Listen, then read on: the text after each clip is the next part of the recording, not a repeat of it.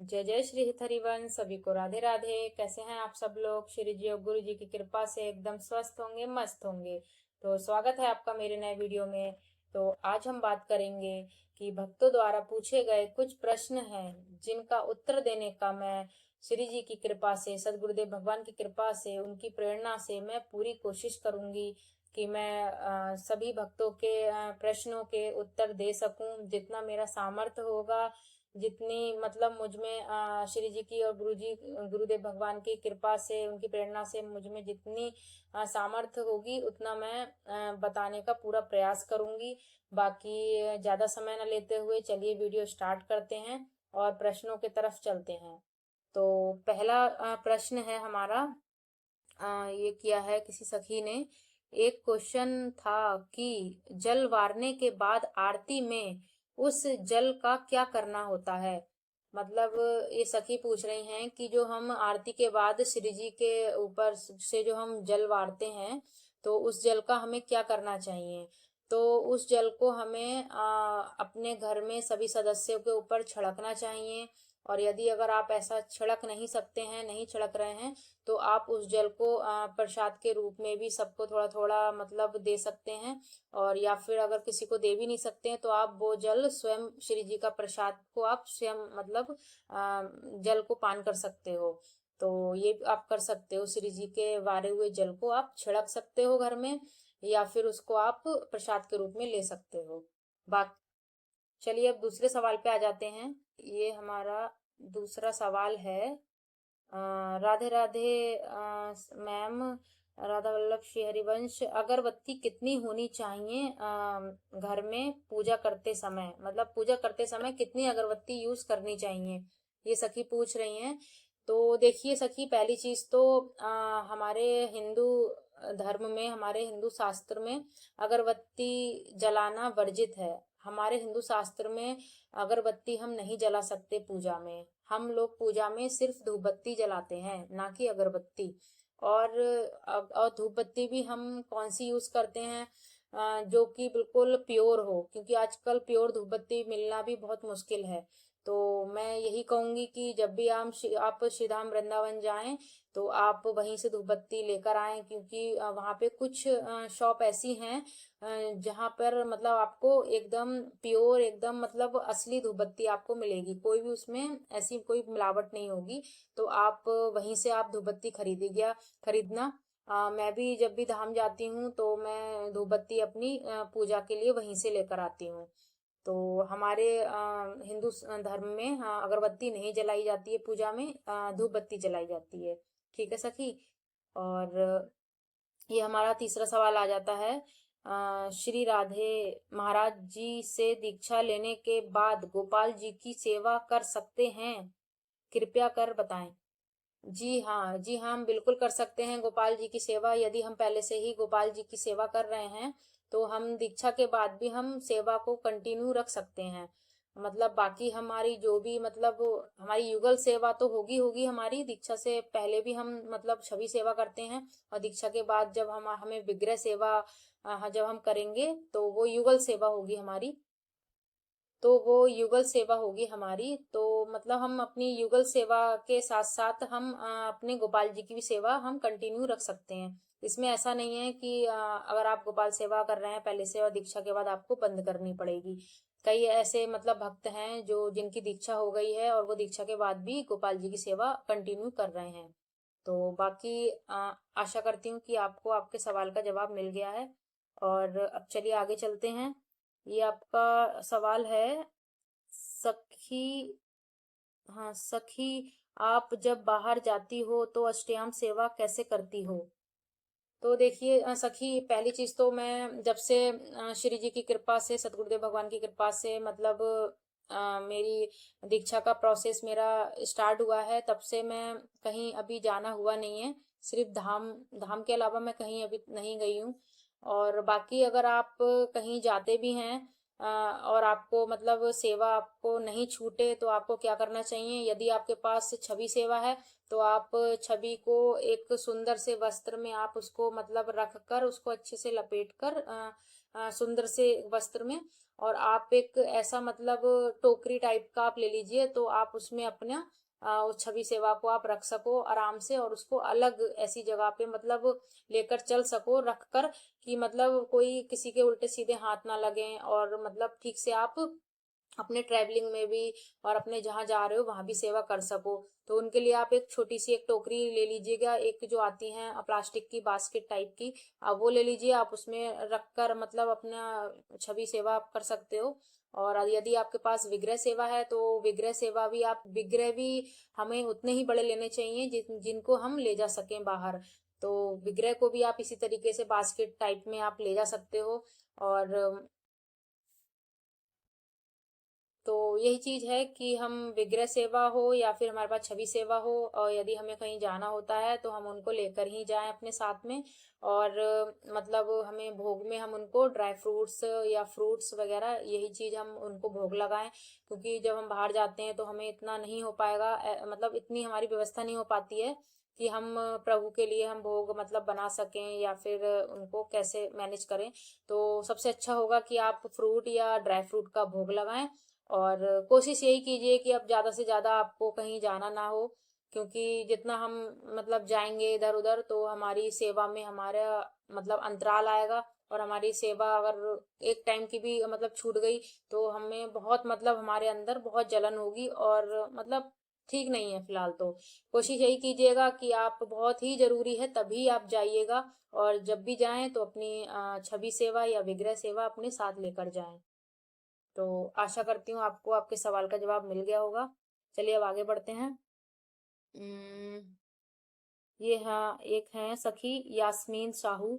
ये पूछ रही हैं जैसे हींग टमाटर ये सब्जी हम श्री जी के भोग में नहीं लगा सकते।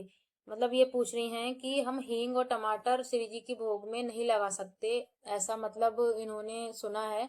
तो देखिए सखी, हम श्री जी के भोग में टमाटर हम यूज कर सकते हैं, टमाटर हम डाल सकते हैं उनके भोग में, लेकिन हींग हम नहीं डाल सकते। हम श्री जी के भोग में हींग का उपयोग नहीं कर सकते। हाँ, पहले कर सकते थे हींग का उपयोग, लेकिन अब सदगुरुदेव भगवान की आज्ञा है कि अब हम हींग नहीं डाल सकते भोग में। लेकिन टमाटर तो हम यूज करते हैं। मैं भी भोग श्री जी का जब बनाती हूँ तो मैं टमाटर उसमें यूज करती हूँ। तो आप भी टमाटर यूज कर सकते हो, लेकिन हींग नहीं डाल सकते श्री जी के भोग में। ठीक है, चलिए आगे बढ़ते हैं हम। ये सवाल है एस आर ब्लॉग्स करके हैं ये। तो इनका सवाल है, हम प्याज लहसुन खाते हैं तो क्या हम हित चतुराशी जी का पाठ कर सकते हैं? Please reply. तो देखिए, प्याज लहसुन अगर खाते हैं आप तो हित चौरासी जी का पाठ कर सकते हैं, लेकिन जब आप पाठ करें तो कोशिश यही कीजिए कि पाठ करने से पहले आपने कुछ भी ऐसा ना खाया हो जिसमें प्याज लहसुन हो। कोशिश यही कीजिएगा कि आप सबसे पहले पाठ कीजिए अपना, उसके बाद आप अगर खाना चाहते हैं या आपकी मजबूरी है प्याज लहसुन का खाना तो आप खा सकते हो। लेकिन कोशिश यही कीजिए कि पाठ करने से पहले आपने कुछ ऐसा ना खाया हो कि जिसमें लहसुन प्याज हो। बाकी आप पाठ कर सकते हैं, और कोशिश यही कीजिए कि खूब नाम जप कीजिए, खूब नाम जप कीजिए।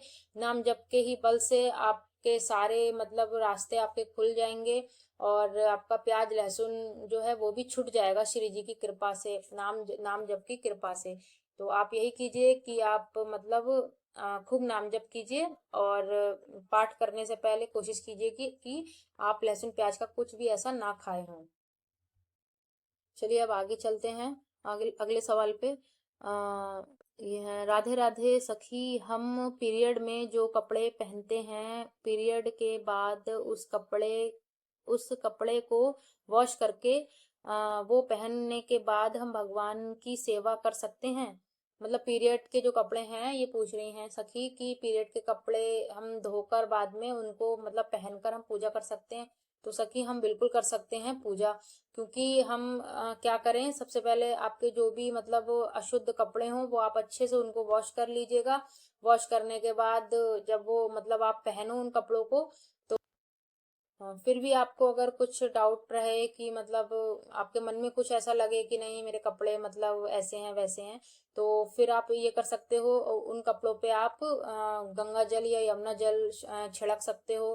और थोड़ी सी मतलब धाम की रज, कोई सूखी रज हो आपके पास, थोड़ी सी रज आप इस तरीके से अपने मतलब कपड़ों पे छिड़क सकते हो, तो पूर्ण तरीके से आपके शुद्ध माने जाएंगे कपड़े। वैसे तो हम धोकर हम उनको यूज कर सकते हैं, कपड़ों को हम पहन सकते हैं धोकर, ऐसा कुछ नहीं है। बाकी अगर आपको कुछ ऐसा लगता है तो आप ब्रजरज या फिर यमुना जल, गंगा जल आप उन पर छिड़क कर फिर भी मतलब पहन सकते हो। ठीक है सखी। और बाकी अब आगे बढ़ते हैं। हाँ, ये सखी पूछ रही हैं, सखी मैंने किसी सखी से ब्रजरज मांगी थी तो वो मुझे रजरानी दे दिया, बट वो ऐसे ही वृंदावन से नीचे से लेकर आई थी, मतलब नीचे से उठाकर लेकर आई थी रज और मुझे दिया, और वही रज मैं रोज लगाती हूँ, अब मैं क्या करूं सखी। तो देखिए, पहली चीज तो पहले भी मतलब ये चीज हमारे कई संत जन भी ये चीज बता चुके हैं कि हमें धाम से कहीं से भी ऐसे ही रज उठा के नहीं लानी चाहिए। सदगुरुदेव भगवान ने भी ये चीज बोली है कि हमें कहीं से भी ऐसे ही रज नहीं उठानी है, क्योंकि उस रज में छोटे छोटे जीवाणु, छोटे छोटे ऐसे मतलब होते हैं, जीवाणु कीड़े होते हैं कि मतलब हमें दिखाई नहीं देते हैं। तो वही चीज है कि उनको धाम से अलग करने का अपराध हमें लगेगा, तो इसी वजह से आप मतलब कोई भी हो, वो धाम से रज ऐसे ही उठा के ना लाएं। आप खरीद कर ले आइए, खरीद कर जो लाते हैं हम, वो प्रोसेस की हुई रज होती है, पूरी छान के अच्छे से, तब वो लोग रज को उसको बेचते हैं। तो आप वही रज आप मतलब लानी चाहिए हमें खरीद कर, 10-20 रुपए की मिलती है, ज्यादा की भी नहीं मिलती। तो मैं यही कहूँ तो मैं यही कहूंगी कि अब जब तक आपका धाम जाना नहीं हो रहा है तो अब आप अभी वही रज लगा लीजिए फिलहाल तो। लेकिन जब भी आपका धाम जाना होता है श्री जी की कृपा से, तो आप वो रज जो आपके पास है, जो आपने ली है, तो वो रज आप लेकर जाइएगा धाम, जब भी आपका जाना हो। तो उस रज को आप धाम में ही मतलब छोड़ कर आ जाइएगा, डाल कर आ जाइएगा, और वहां से आप 10-20 रुपए की ऐसे ही रज खरीद लेना, और वही रज का आप तिलक लगाइए, वही रज आप मतलब सेवन कीजिए। तो बाकी आशा करती हूँ आपके सवाल का जवाब आपको मिल गया। और अगले सवाल पे आते हैं। ये है कोई निकुंज धाम करके है इनका नाम। सखी मुझे टेंशन हो रही है इसलिए क्योंकि मेरे दिमाग में प्रश्न आते रहते हैं, जैसे अगरबत्ती जलाना चाहिए या नहीं, फिर आता है भोग कैसे लगाएं, लेकिन इनका हल हो गया, टेंशन बहुत हुआ, ऐसा हल होता है। बहुत लंबा मैसेज है इनका। मतलब कुल मिला के इन्होंने ये बोला है कि मैं मतलब सोचता ही रहता हूँ, ऐसा कैसे करूँ, क्या करूँ। तो मतलब ये टेंशन में रहते हैं हमेशा, अब मैं क्या करूँ। बहुत लंबा मैसेज है। तो देखिए सखी, मैं यही कहूंगी कि आप सोचने की आपको जो भी आदत है, इसको एक तरफ रखिए, और सबसे पहली चीज आप एक चीज पकड़िए, नाम जप। सतगुरुदेव भगवान भी कहते हैं हमें नाम जप करना चाहिए। ओवर थिंकिंग जब हमें ज्यादा हो रही है तो हमें नाम जप का सहारा लेना चाहिए। नाम जप एक ऐसा मतलब अचूक और ब्रह्मास्त्र, अचूक एक हमारा रामबाण, हमारा इलाज है, सभी समस्याओं का हल हमारा नाम जप। आप नाम जप कीजिए, आपका नाम जप से सब कुछ हो जाएगा। मैं तो आपके सवाल का जवाब बस यही दूंगी कि आप नाम जप कीजिए, खूब नाम जप कीजिए। जो भी नाम आपको प्रिय है, जो भी आपको नाम अच्छा लगता है, वो नाम जप कीजिए, शुरू कर दीजिए, खूब नाम जप कीजिए। हर काम करते समय नाम जप कीजिए, जो कुछ भी कर रहे हैं उसको करते हुए आप नाम जप कीजिए। श्री जी, तो जो भी आप काम कर रहे हैं आप नाम जप कीजिए, खूब नाम जप कीजिए, और आपकी जो ओवर थिंकिंग की ये दिक्कत है, ये आपकी नाम जप से ठीक हो जाएगी। और बाकी अगरबत्ती का आपने कहा, अगरबत्ती नहीं लगानी चाहिए, धूप बत्ती हम यूज करते हैं पूजा में। अगरबत्ती हमारे हिंदू शास्त्र में वर्जित है। तो अब आगे से आप अगरबत्ती यूज ना करें, धूप बत्ती ही यूज करें, वो भी पूर्ण तरीके से शुद्ध धूप बत्ती हो, जो कि धाम से आप लेकर आए, धाम में आपका शुद्ध ही मिलती है धूप बत्ती। तो बाकी आशा करती हूँ कि आपको जवाब आपका मिल गया है। सारी समस्याओं का हल है नाम जप। आप नाम जप कीजिए, आपकी ओवर थिंकिंग ठीक हो जाएगी। और